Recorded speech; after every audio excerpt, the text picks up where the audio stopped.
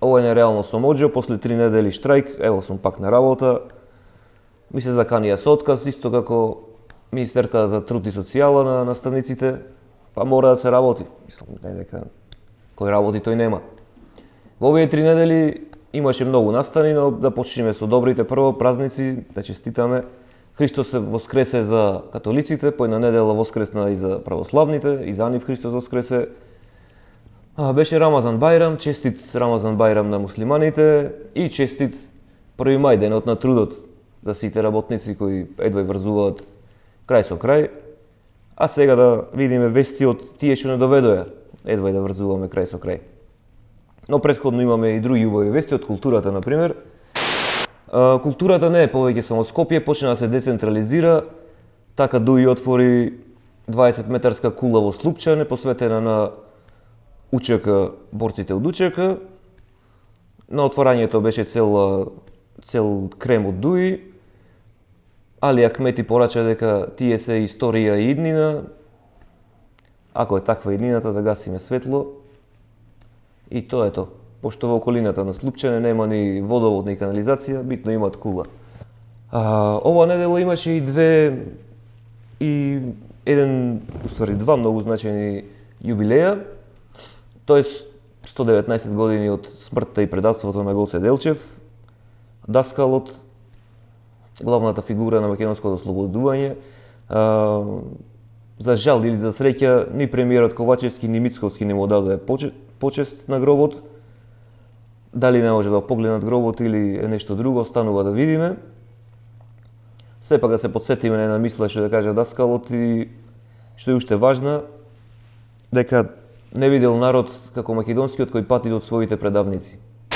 Во меѓувреме и Битола живна културно малку, се отвори Бугарски културен центар Ванчо Михајлов. Имаше тензи, имаше и високи посетители од Бугарија, беше премиерот Петков, подпредседателката Јотова, а имаше богами и широки посетители како Каракачанов. Све од свему помина во најдобар ред и поредок.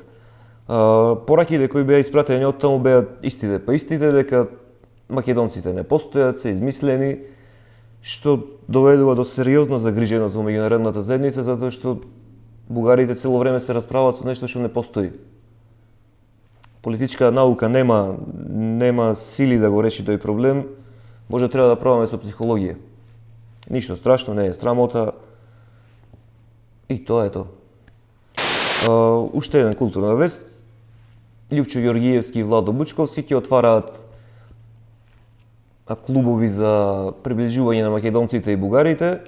Секој клуб е клуб за приближување, ако нама се седат разумни луѓе. Ако не седат разумни луѓе, џабе е. Баш ме интересира дали ќе има воопштина Шутка ваков клуб, но тоа останува да видиме. Да се вратиме на побитни теми, како што е, например, штрајкот на наставниците, како што беше штрајкот на наставниците, кој е прекинат. Децата сакале да учат, мислам, деца на 17 години пукат хормони, ти се излегват, ти се шетат, ти се ужива во животот, ама има деца што сакаат да учат. Тие се иднината на оваа земја, алал им вера. И штрајкот беше прекинат, во главном поради заканите од министерка за труд и социјала, дека ако штрајкуваат уште, најлесно ќе има откази. Значи штрајк, чао, пријатно. Загарантирано право е штрајкот, ама правото на силата е појако многу пати, како и сега. Македонија ќе се задолжува, тоа е нормално, домаќинска куќа, нема пари, одмаш кредит. Ќе земеме 900 милиони евра од ММФ, ако не идат, мислам можеме да заокружиме на милиарда, за 100 милиони биле не биле, ќе се потрошат, нека има резерва нешто.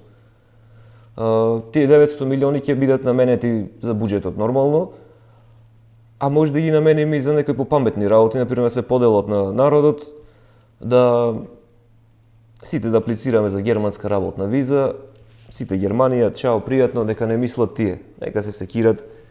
Доста беше од овде, 30 години се секираме и ништо не видовме ќар.